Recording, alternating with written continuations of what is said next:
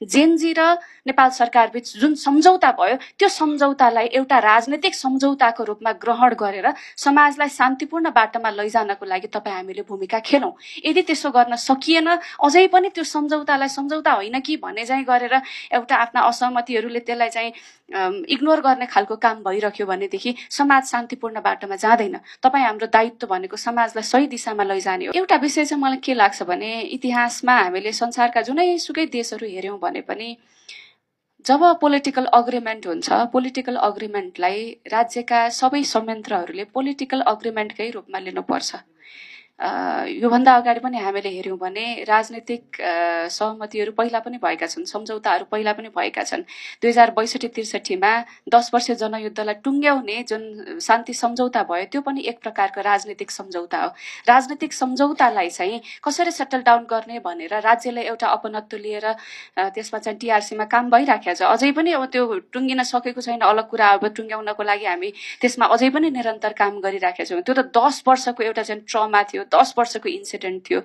त्यो पनि शान्तिपूर्ण सम्झौता भइसके पछाडि एउटा लिगल ट्र्याकमा आएको हो र त्यसलाई सबैले स्वीकारेको हो।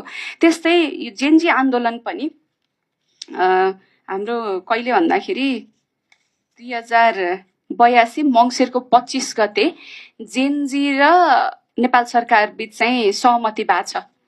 उहाँहरू बीच एउटा सम्झौता भएको छ र जेनजी आन्दोलन चाहिँ जनआन्दोलन हो भनेर सरकारले त्यतिखेर स्वीकारेको अवस्था पनि छ।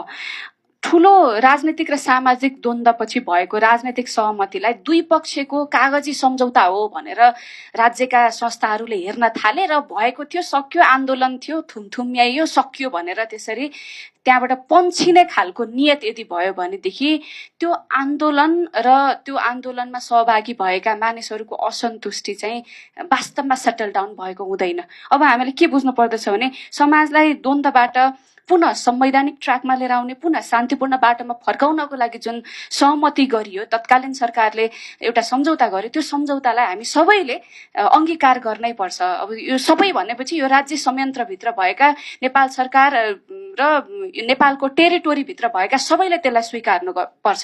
यदि स्वीकारिएन, कसैले स्वीकार्दिन भन्छ भनेदेखि फेरि समाज चाहिँ त्यो असहमतितिर जान्छ। स्टेटको जुन प्रमिस छ त्यो प्रमिस त ब्रिच भयो। त्यो प्रमिस ब्रिच भइसकेपछि के हुन्छ भने राज्यले त प्रमिस गर्दो रहेछ, मान्दैन रहेछ भनेर कहिले पनि आगामी दिनहरूमा चाहिँ यस्ता प्रकारका कुनै पनि आन्दोलनहरू भए अथवा असहमतिहरू भयो भनेदेखि सम्झौता गरेर हामीले ट्र्याकमै ल्याउन सक्दैनौँ। त्यसकारणले म सबैलाई के आग्रह गर्न चाहन्छु भने यहाँ सबै दलका साथीहरू हुनुहुन्छ, नागरिक समाज हुनुहुन्छ, पत्रकार साथीहरू हुनुहुन्छ, जेनजी आन्दोलन जुन भयो त्यो